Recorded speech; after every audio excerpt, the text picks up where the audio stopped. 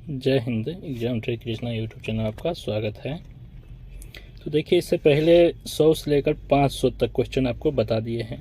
ये जो वीडियो है आपके लिए, आपका जो आने वाला एग्ज़ाम है इसके लिए बहुत ही महत्वपूर्ण है। आपको 100% हम बोल रहे हैं विश्वास के साथ, सभी प्रीवियस ईयर क्वेश्चन है आपको एग्ज़ाम में देखने को। यदि मानिए 20 साइंस से 20 क्वेश्चन पूछता है तो 16-17 क्वेश्चन इस वीडियो से आपको देखने को मिल जाएगा, क्योंकि सभी प्रीवियस ईयर है। और एग्जामिनर यही करता है कि प्रीवियस ईयर से लगभग 60% 70% क्वेश्चन उठाता है, क्योंकि आप लोग भी यदि एग्ज़ाम दिए होंगे तो देखे होंगे। तो चलिए देरी नहीं करेंगे, आगे क्वेश्चन आपको बताते हैं।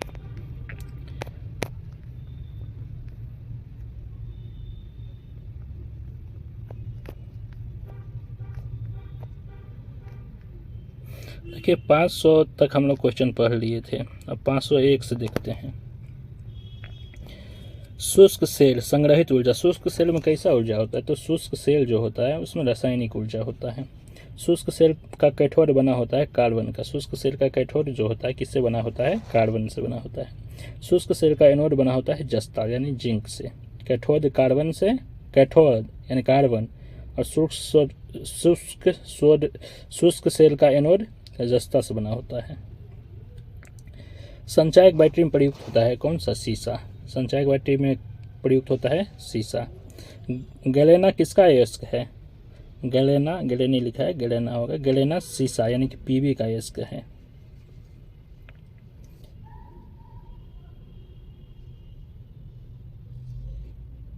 सीसा संचायक बैटरी में प्रयुक्त होता है। जो सीसा संचायक बैटरी जो होता है उसमें H2SO4 कौन सा एसिड होता है? H2SO4 sulphuric acid.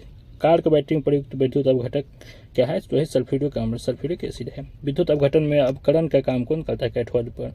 अवकरण होता है कैथोड पर। स्वतंत्रतापूर्वक लटका चुंबक इंगित करता है उत्तर से दक्षिण दिशा को। उत्तर से दक्षिण ऐसे इंगित करता है, उत्तर से दक्षिण दिशा की ओर, उत्तर से दक्षिण दिशा की ओर।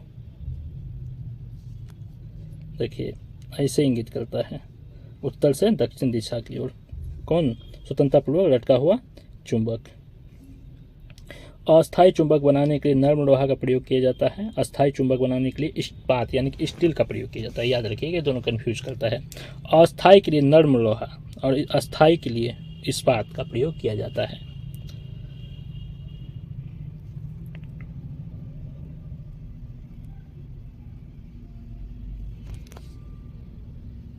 चुंबक में समान ध्रुवों में होता है प्रतिकर्षण विकर्षण। समान ध्रुव यानी पॉजिटिव प्लस प्लस में प्रतिकर्षण या विकर्षण होता है, और निगेटिव पॉजिटिव में आकर्षण होता है। और समान ध्रुव में आकर्षण और समान ध्रुव में प्रतिकर्षण होता है।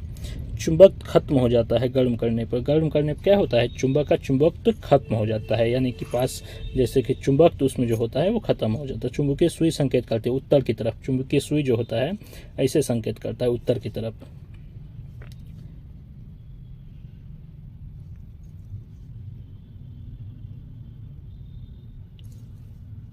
चुंबकीय क्षेत्र का मात्रा क्या होता है? गॉस होता है। ध्रुव पर नमन कोण का मान 90 डिग्री। नमन कोण जब ही बोलेगा तो 90 डिग्री होता है। संयुक्त रूप से लटकी चुंबक सुई का अक्ष भौगोलिक अक्ष के साथ कोण बनता है 180 डिग्री का। विषुवत रेखा पर नमन कोण का मान कितना होता है? 0 डिग्री। विषुवत रेखा पर नमन कोण का मान कितना होता है? 0 डिग्री।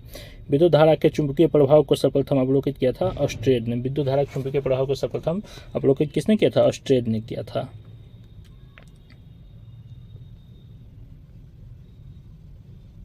डायनेमो विद्युत motor, transformer, microphone, loud speaker आदि विद्युत चुंबकीय प्रेरण के सिद्धांत पर कार्य करता है। देखिए जब ये दे देगा डायनेमो, विद्युत motor, transformer, microphone, loud speaker, ये सभी किस पे काम करता है? विद्युत चुंबकीय प्रेरण के सिद्धांत पर काम करता है।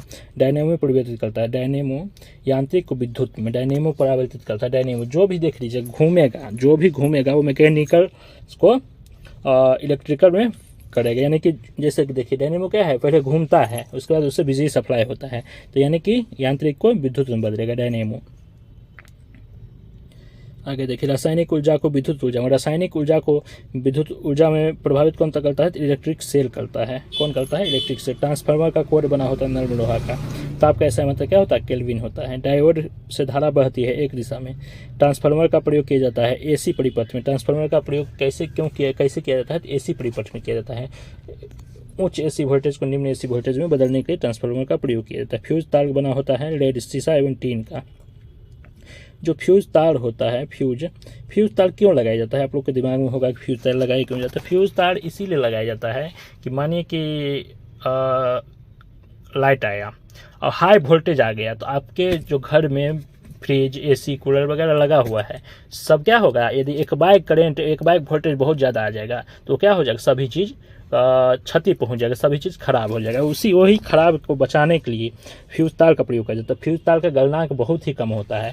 फ्यूज तार लगाया जाता है कि जैसे ही बाहर से बहुत यानी कि हाई वोल्टेज आएगा तो क्या होगा, फ्यूज तार टूट जाएगा। उससे क्या होगा, करंट सप्लाई घर में नहीं हो पाएगा, उससे आपका जो सामान है वो बच जाएगा। तो फ्यूज तार में शीशा प्लस टीन होता है, SN प्लस PB एग्जाम में बहुत बार पूछा है, पिछला बार भी पूछा था। उसके बाद है रेक्टिफायर एसी को डीसी में बदलता है। रेक्टिफायर क्या करता है, एसी को डीसी में बदलता है। और ट्रांसफार्मर क्या करता है, उच्च वोल्टेज को निम्न वोल्टेज में बदलता है। और रेक्टिफायर एसी को डीसी में बदलता है।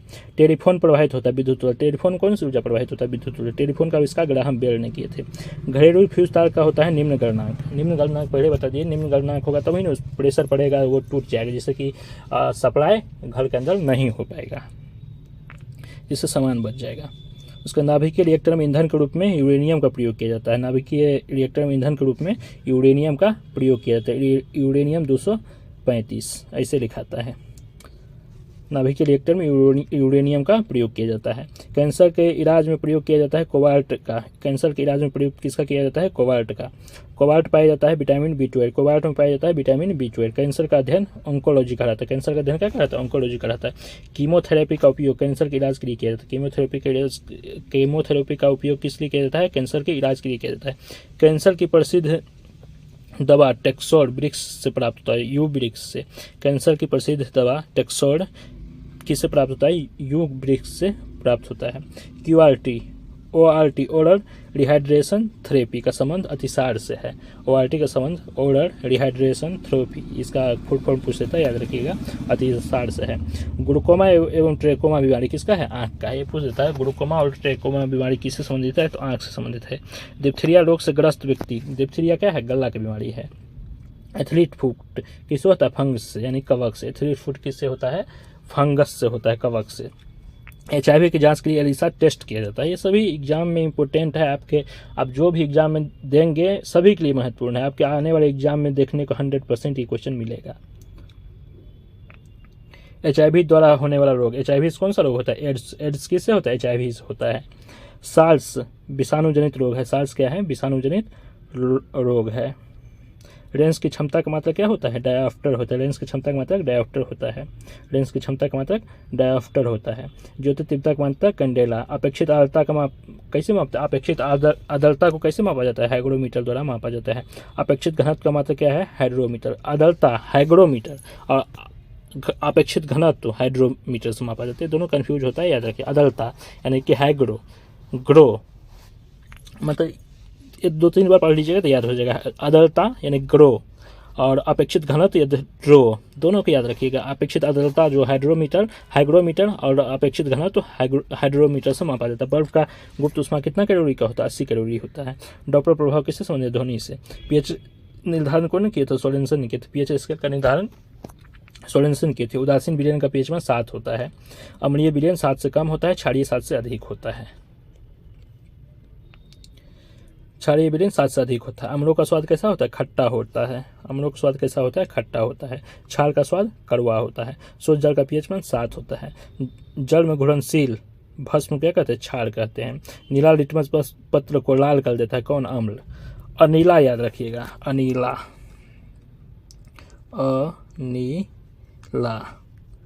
अम्ल जो है और अम्ल नीला लिटमस पत्र को लाल कर देगा, ठीक है। अनीला याद रखिएगा, अम्ल नीला लिटमस पत्र को लाल कर देगा, ठीक है। और छलानी, इसको क्षार के लिए याद रखिएगा, छलानी।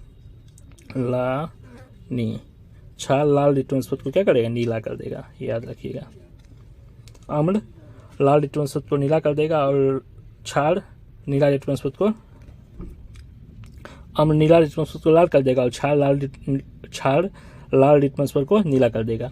अम्ल के लिए है अनीला अम्ल नीला को लाल करेगा और क्षार छलानी यानी क्षार लाल को नीला कर देगा। अम्ल वर्षा के लिए अनिवार्य परमाणु क्या है? हाइड्रोजन। अम्ल वर्षा के लिए अनिवार्य परमाणु क्या है? हाइड्रोजन है।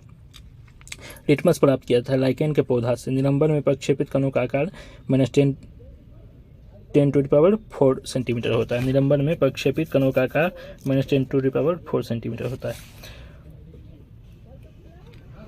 कोलाइड में प्रक्षेपित कणों का आकार 10⁵ से 10⁷ तक होता है। कार्बन के दो अपरूप हीरा और ग्रेफाइट है। ये सब नहीं पूछता है कोलाइड वाला। कार्बन के दो अपरूप है हीरा और ग्रेफाइट होता है। ठीक है, हीरा विद्युत का कुचालक होता है, ग्रेफाइट विद्युत का सुचालक होता है। ये याद रखिए, हीरा कुचालक होता है, ग्रेफाइट सुचालक होता है।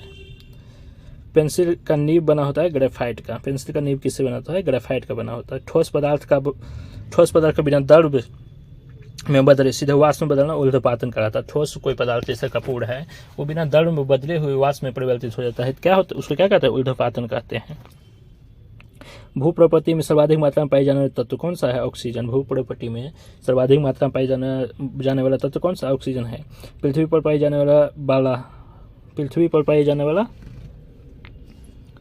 ये गलती दिया है, आधा क्वेश्चन है, छोड़ दीजिए इसको। लोहा का निष्कर्षण होता है हेमेटाइट द्वारा। लोहा का निष्कर्षण कैसे होता है? हेमेटाइट द्वारा। एल्युमिनियम का निष्कर्षण बॉक्साइट से होता है। एल्युमिनियम का निष्कर्षण बॉक्साइट से होता है। तांबा का निष्कर्षण कॉपर पाइलेट। ये सब इसका अयस्क है, याद रखिएगा। लोहा का अयस्क क्या है? हेमेटाइट है। एल्युमिनियम का बॉक्साइट है। तांबा का कॉपर पाइलेट्स है। डीडीटी का पूरा नाम डाइक्लोरो डाइफिनॉल ट्राइक्लोरो इथेन होता है। टीएनटी ट्राइनाइट्रो टॉल्विन होता है। टाइनाइट्रो टॉल्विन होता है। आरडीएक्स का रिसर्च एंड डेवलपमेंट एक्सप्लोसिव होता है। डायनामाइट का प्रमुख अवयव क्या है? नाइट्रोग्लिसरीन।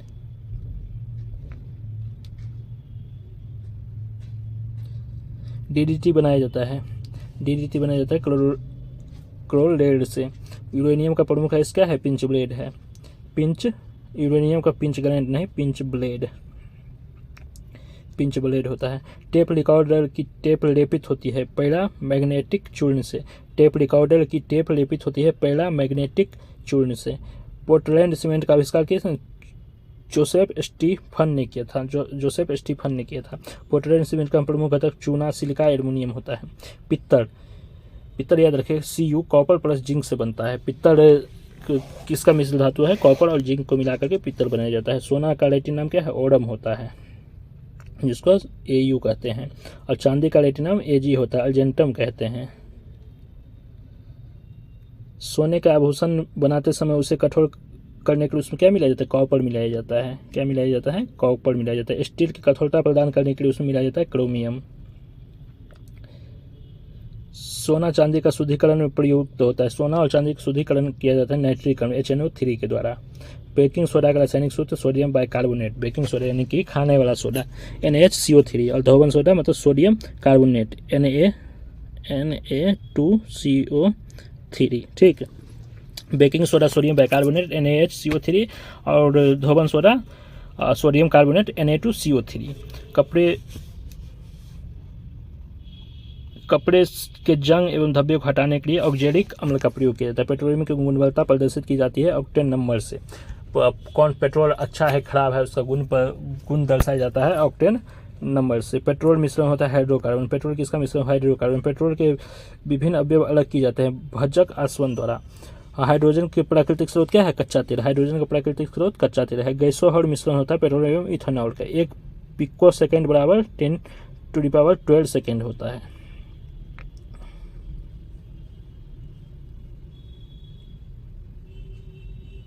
परमाणु की प्रभावी त्रिज्या 10⁻10 मीटर होता है। परमाणु की प्रभावी त्रिज्या 10⁻10 मीटर होता है। परमाणु नाभिक की खोज रदरफोर्ड ने की थी। परमाणु नाभिक की खोज किसने किया था? रदरफोर्ड ने किया था। नाभिक का आकार 10⁻10 मीटर होता है।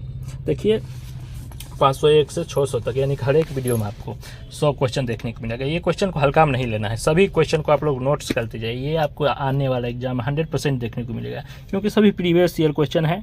यदि साइंस में क्वेश्चन 20 पूछा जाता है तो 1500 क्वेश्चन यहाँ से रहेगा। जो 1500 क्वेश्चन हम आपको 1500 क्वेश्चन है, 500 हुआ 1000 क्वेश्चन और साइंस का पढ़ाएंगे। फिर ज्योग्राफी, पॉलिटी, इकोनॉमिक्स, हिस्ट्री, हर एक चीज़ आपको पढ़ा देंगे, आपका तैयारी संपूर्ण करवा देंगे। तो इसीलिए सभी भाई से रिक्वेस्ट है कि जितना भी भाई आपका तैयारी कर रहे हैं सभी पास भेजिए, सब्सक्राइब करिए, लाइक कीजिए, शेयर कीजिए। चलिए धन्यवाद, जय हिंद।